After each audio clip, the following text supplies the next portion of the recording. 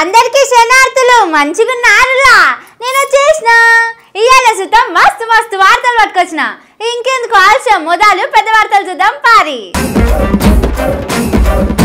రుణమాఫీ కాలేదని రోడ్డెక్కిర్రు రైతులు సర్కారోళ్ళు ఇంకా చెప్తూనే ఉన్నారు అబద్ధాలు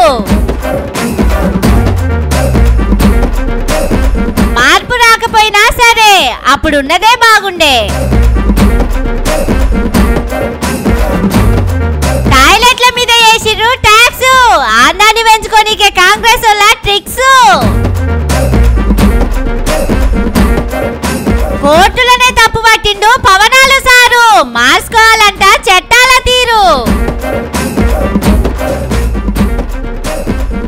ఘాటెక్కిన ఉల్లిగడ్డ ధర టాపెక్కిన టమాటా ధర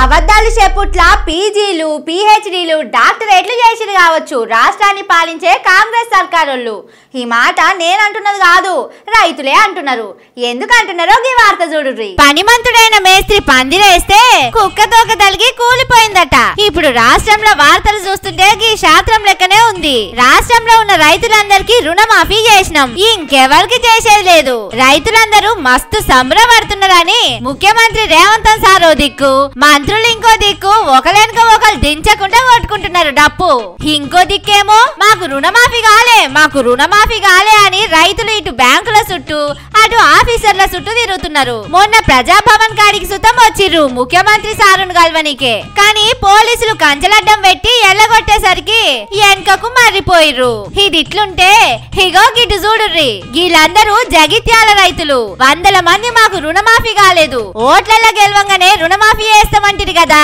ఎప్పుడే చేస్తారు జైతాలనే గింత మందిమి ఉన్నాం రుణమాఫీ కానోళ్ళం కావాలంటే చూడుర్రి అని రోడ్ల మీదకొచ్చి సర్కారుకు వ్యతిరేకంగా ర్యాలీ తీసిర్రు మా ఓట్లేసుకొని అధికారం చేతులకు తెచ్చుకున్నారు గెలిచినాక అన్ని చేస్తామన్నారు ఇప్పుడేది కొంతమందికి రుణమాఫీ చేస్తారు కొంతమందికి ఆపుతారా రైతులకు రుణమాఫీ అంటే రైతులందరికీ చేయాలి గిట్లా కొంతమందికే చేసి అందరికీ చేసినామని చెప్పుకున్నారు ఏంది ఇది పద్ధతేనా అని అన్నదాతలు అడుగుతున్నారు ఇంకో దిక్కేమో రైతులందరికీ రుణమాఫీ చేసినాం దసరా వెళ్ళినాక 2 లక్షల మీదున్నోళ్లకు సుతం రుణమాఫీ చేస్తామని పొన్నం సారు చెప్తున్నాడు అటు చూస్తే వ్యవసాయ శాఖ మంత్రి తుమ్మల సారేమో మేమెప్పుడు చెప్పినాం అంటున్నారు ఇట్లా మనిషికో దిక్కు మాట్లాడి బువ్వ పుట్టించే అన్నదాతలను ఆగం చేస్తున్నారు పోరి అని జనాలు అంటున్నారు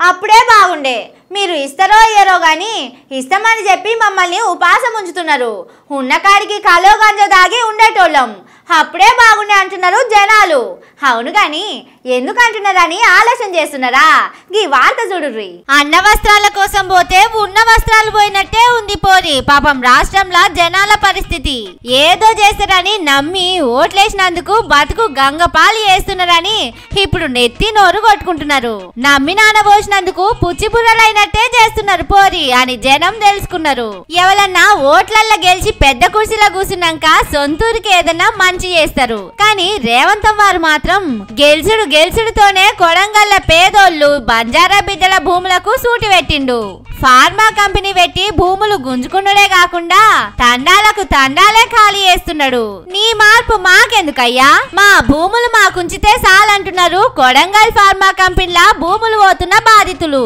అటు జైరాబాద్ ల సుతం రైతులు గిదే మాట మీదున్నారు మీ ఫార్మసిటీ వద్దు పాస్ వద్దు మా భూములు మాకే కావాలంటున్నారు ఇక పట్నం ముచ్చటకొస్తే అందరికి ఇందిరమ్మ ఇండ్లు ఇస్తామన్నారు కదా సీఎం సారు ఇప్పుడేమో మూసీ ప్రాజెక్టు బఫర్ జోన్ అని ఉన్న ఇండ్లు కూలగొడుతున్నాడు నీ ఇండ్లొద్దు నీ పైసలొద్దు మా ఇండ్లు మాకుంచితే చాలంటున్నారు హైడ్రా మూసీ బాధితులు ఇక RRR అంటారు కదా రీజనల్ రింగ్ రోడ్ అని ఆ రోడ్డులో భూములు పోతున్న బాధితులదైతే ఇంకో గోసున్నది చిన్నప్పటి సందిగా భూములనే తిరిగినాం పెరిగినాం సాగుబాటు చేసుకొని పంట పండించుకున్నాం ఇప్పుడు మీ భూములు కాపాడుకోనికే మా భూములను ఆగం చేస్తారా మీ రింగ్ రోడ్ వద్దు మీరొద్దు అంటున్నారు RRR బాధితులు కేసీఆర్ కంటే ఎక్కువ 5,000 కలిపి 15,000 ఇస్తాం మాకే ఓట్లేయరని ఓట్లప్పుడు అన్నారు మీ మాట నమ్మి ఓట్లేసినాం మీరే గెలిచిర్రు 10 నెలలు అవుతుంది 15,000 ఇవ్వకుండా వాయే కేసీఆర్ ఇచ్చినట్టు 10,000 ఇచ్చినా బాగుండంటున్నారు పంట సాయం కోసం ఎదురు చూస్తున్న రైతులు ఇక పింఛని కోసం చూస్తున్న శాతగానులైతే అప్పట్లెక్క 2000 అయితే టైం కి ఇర్రి 4000 ముచ్చట దేవునికి ఎరక అంటున్నారు సీఎం సారు సొంత జిల్లాల శాతగాని ముసలోళ్ళు. ఇస్తామన్నది ఇయ్యకుండా మాయే, పాతది ఇచ్చినా బాగుండని మాట్లాడుకుంటున్నారు రాష్ట్రమంతా జనాలు.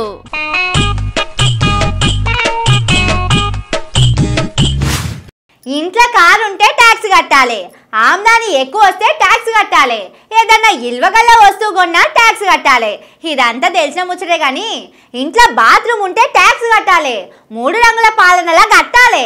అన్ని ఉత్తగానే ఇస్తామని హామీలు ఇచ్చి హిమాచల్ ప్రదేశ్ రాష్ట్రంలో అధికారంలోకి వచ్చిన కాంగ్రెస్ పార్టీ ఇప్పుడు అసలు రూపం బయట పెట్టుకున్నది. హామీలు ఇచ్చేది జనాల షోలలో పూలు పెట్టి ఓట్లేపించుకునేటందుకే గాని నిలబెట్టుకునేటందుకు కాదని నిరూపించింది. శంబట్కపోయేటందుకు కూడా జనాలు భయపడేటట్టు ట్యాక్సులు వసూలు చేస్తున్నది. దేశం అంతటనేమో బయట ఏడబడితే ఆడ బయలుకు మూత్రానికి పోవద్దని ఒక దిక్కు అన్ని రాష్ట్రాలలో సర్కారోళ్ళు అంటుంటే షేయి పార్టీల అధికారంలో ఉన్న హిమాచల్ ప్రదేశ్ మాత్రం బాత్రూమ్లు కట్టుకుంటే ట్యాక్సులు వసూలు చేస్తున్నారు. ఒక బాత్రూమ్ కి 25 రూపాయలు కట్టాలన్నట.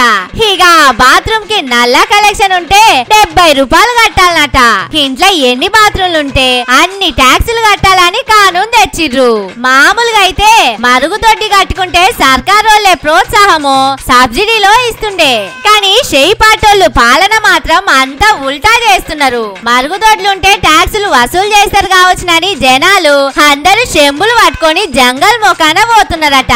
ఎలక్షన్లో ఇచ్చిన హామీలన్నీ అమలు చేయాలంటే Himachal Pradesh CM sir Sukhwinder Singh sir కు చాలా తక్లీఫ్ అవుతున్నదట. సర్కారు నౌకర్లకు జీతాలు ఇచ్చేటందుకు సుతం మస్తు ఇబ్బందులు పడుతున్నారట. అందుకే టాయిలెట్ల మీద ట్యాక్సులు వసూలు చేసి ఆందాన్ని పెంచుకుందామని ఈ ఉపాయం చేసిరట.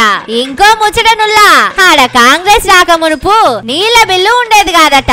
షేయి పార్టీలు వచ్చినాక ఒక్క నల్ల మీద నెలకు 100 రూపాయలు బిల్లు వేస్తున్నారట. బాగానే ఉన్నది పోరి కదా. హిమాచల్ ప్రదేశ్ రాష్ట్రంలో గిట్లుంటే మార్పు తెస్తామని అధికారంలోకి వచ్చిన తెలంగాణలా రేపు దేని మీద ట్యాక్స్ వసూలు చేస్తారో మన ట్యాక్స్ ఎక్స్పర్ట్లు రేవంత్ సారు.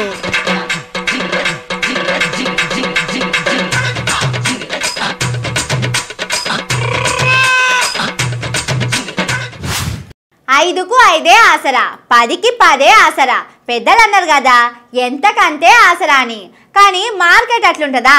ధరలు రోజు రోజుకు మీదికి పోతుంటే హేటొచ్చి గరీబోనికే అన్నట్టు తిప్పలు. గరీబోడు సొంతిల్లు కట్టుకోవాలనే కళ రోజు రోజుకు ఇంకింత పిరమైపోతున్నది. ఇల్లు కట్టుకునేటందుకు అక్కడొచ్చే సిమెంట్ రేట్లు పెరిగినాయి. ఒక్కొక్క 50 కేజీల సిమెంట్ బస్తా మీద 30 రూపాయలు పెరిగింది రేటు.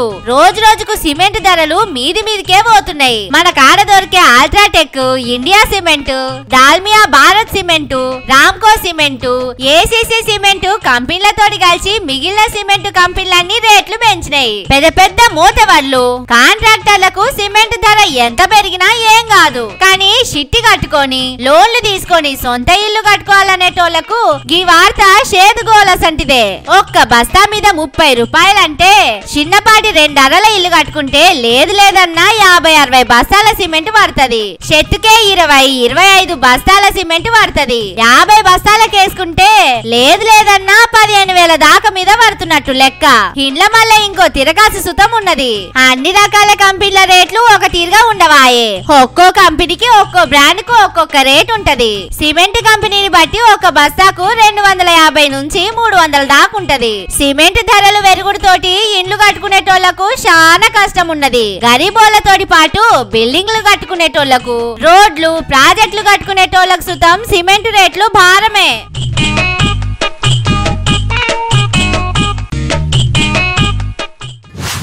ఆయన 6 అడుగుల బుల్లెట్, కోర్టులనే ధిక్కరించే ధైర్యం ఉన్న రాకెట్టు. ఆయనకు చట్టాల కంటే కోర్టుల కంటే ఎక్కువ ముచ్చట్లు తెలుసు. అందుకే సుప్రీంకోర్టు, హైకోర్టులు చెప్పిన తీర్పులను సుతం తప్పు పడతాడు. మీకు ఇప్పటికే అర్థమై ఉంటది ఆయన ఎవలో. మన దేశంలో ఎవలకు ఎదురు చెప్పినా తప్పు కాదేమో గాని కోర్టుకు అసలే ఎదురు మాట్లాడొద్దు. కోర్టు చెప్పిన తీర్పు ఏదన్నా ఉంటే నాకు గిట్లా అనిపిస్తున్నదని చెప్పాలి గాని మీరు చెప్పింది తప్పనేటందుకు లేదు. కోర్టులు సుతం ఏదన్నా తీర్పు చెప్పే ముంగట మంచి చెడు చూసుకొని చెప్తాయి కదా. ఒకళ్ళను తక్కువ ఒకళ్ళను ఎక్కువ చేయవు కోర్టులు. అయితే మొన్న తిరుపతి వెంకన్న స్వామి లడ్డు పంచాయతీల కోర్టు చెప్పిన తీర్పును ఏపీ ఉప ముఖ్యమంత్రి పవనాలు సారు తప్పంటే తప్పే అన్నాడు. హగో కోర్టు కంటే ఎక్కువ తెలిసినట్టు కోర్టులు అమ్ముడు పోయినట్టే మాట్లాడిండు. దేశంలో కోర్టులన్నీ కరెక్ట్ లేవు, సనాతన ధర్మాన్ని తిట్టేటోళ్ళకే అనుకూలంగా తీర్పులు చెప్తున్నాయి అన్నాడు. ఇగో ఈనుర్రి చట్టాలు కూడా ఎలా పనిచేస్తాయంటే సనాతన ధర్మాన్ని పాటించే వారిపై వైపు నిర్దాక్షిణ్యంగాను, అన్య ధర్మాలు పాటించే వారిపై ఎక్కువ మానవత్వం దయ చూపిస్తారు. ఇంకా దూషణ చేసే వారికి కోర్టులు రక్షణ కల్పిస్తాయి. అయిన వాళ్ళకి ఆకులు, కానీ వాళ్ళకి కంచాలు. ఇప్పుడు అది కూడా పోయింది, ఆకులు కూడా పోయింది, చేతుల్లో పెట్టి లాక్కోమంటున్నారు. సబ్స్టాన్షియేట్ చేయడానికి చిన్న ఉదాహరణ, ఈ మధ్యన ఒక యువ నాయకుడు అన్న మాటలు, సనాతన ధర్మం ఒక వైరస్. ఇన్నర్ కదా కోర్టులాట అయినోళ్లకు ఆకుల కానోళ్లకు కంచాల వడ్డిస్తాయని ఎడ్డం తెడ్డం మాట్లాడిండు. దేశంలో ఎవరు సుతం సనాతన ధర్మాన్ని తక్కువ చేసి మాట్లాడితే ఊకోం. దేశం మొత్తం మీద సనాతన ధర్మాన్ని కాపాడనీకే ఒక చట్టం తేవాలా అని వారాహి డిక్లరేషన్ చేస్తున్నా అని ప్రకటన చేసిండు. తిరుపతిలో పెట్టిన బహిరంగ సభల చట్టాలు కోర్టులు అన్ని ఉత్తవే అని మాట్లాడిండు.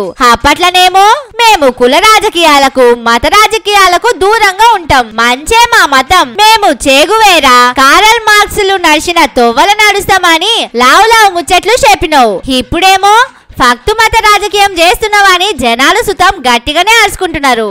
Cinema actor Prakash Raj sir అయితే కొత్తగా మతం ముట్టించుకున్నోనికి బొట్లెక్కువనే ఉంటాయని గట్టి కౌంటరే వేసిండు.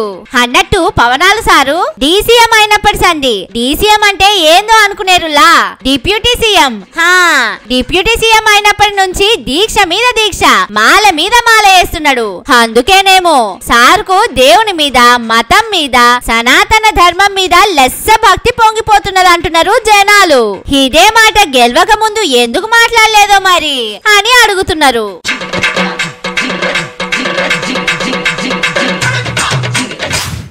ఏం తినేటట్టు లేదు, ఏం కొనేటట్టు లేదు, నాగులో నాగన్న ధరలిట్ల మండబట్టే నాగులో నాగన్న. ఉల్లిగడ్డ కొనబోతే ఉస్కంటుంది, టమాటా రేటేమో పిరమయ్యి కూసుంది నాగులో నాగన్న. ఇయాల రేపు మార్కెట్ లో కూరగాయలు ముట్టుకోను పాపం అయిపోయింది పోన్రి. అబ్బబ్బబ్బబ్బబ్బా ఏం ధరలు ఏం ధరలు. ఉల్లిగడ్డ టమాటా కాడికెళ్ళి కాయగూరలన్నీ పిటార పిరమైపోయినాయి. కొంటే కాదు ధరలు ఇంటనే జనాలు గజ్జుమంటున్నారు. కిలా టమాటా ధర 90 రూపాయలకెళ్ళి 100 కంటుకుంది. ఉల్లిగడ్డ అయితే మొన్నటిదాకా 100కు 3 కిలోలు వచ్చనుండే, ఇప్పుడు కిలో ఉల్లిగడ్డలకే 60 రూపాయలు అయింది. రైతు బజార్లకు పోయి కూరగాయలకు పెట్టే రేటు పెడితే ఊరి మొక్కన పోయి ఇంత భూమి జాగా కొనుక్కోవచ్చునేమో అని కారడ్డాలాడుతున్నారు జనాలు కూరగాయలు అమ్మేటోళ్లతోటి. కూరగాయలు బంగారం రేట్లు సమానమైతే కావచ్చు రేపు రేపు అంటున్నారు. ఒక్క టమాటా ఉల్లిగడ్డనే కాదు, చిక్కుడుకాయ, గోకరకాయ, కాకరకాయ, ఆనిక్కాయ, కొత్తిమీర, కల్లెమాకు ఇట్లా కూరగాయలు ఆకుకూరలు అనే తేడానే లేదు. ముట్టుకుంటే కరెంట్ షాక్ కొట్టినట్టే కొడుతున్నాయి. మొన్నటిదాకా చెడుపు వానలు పడ్డాయి కదా, ఆ దెబ్బకు పంటలన్నీ ఖరాబ్ అయినాయి. వరదల దెబ్బకు దిగుబడి మీద దెబ్బ పడ్డది. అందుకే కూరగాయలు ఆకుకూరలు పిటాన పిరమై కూసున్నాయి. ఇట్లా ధరలు పెరిగితే గరీబోనికి కష్టమే పోరి.